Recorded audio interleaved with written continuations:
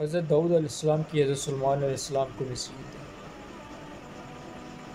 حضرت داؤد علیہ السلام نے حضرت سلیمان علیہ السلام سے فرمایا، تین چیزیں مومن کی پرہیزگاری پر دلالت کرتی ہیں: نہ پانے کی صورت میں بہترین توکل، پا لینے کی صورت میں بہترین رضا، اور ختم ہو جانے کی صورت میں بہترین صبر۔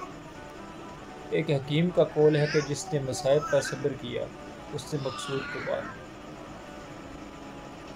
ایک شاعر کہتا ہے، اگر تجھ پر زمانہ کوئی مصیبت نازل کر دے تو صبر کر، آہو فغاں نہ کر۔ اگر دنیا اپنے تمام تر حسن کے باوجود تجھ سے منہ پھیر لے تو صبر کر، کیونکہ یہی تقوی اور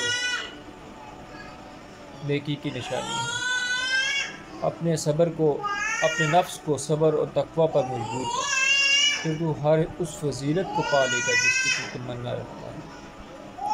دوسرا شاعر کہتا ہے، صبر حصول مقصود کی کلید اور ایک دائمی مددگار ہے۔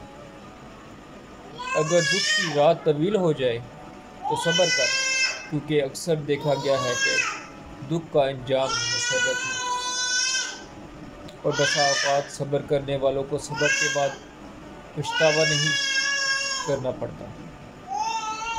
ایک اور شاعر کہتا ہے، صبر ایمان کی مضبوطی اور شیطانی وسوسوں کے لیے ڈھال ہے۔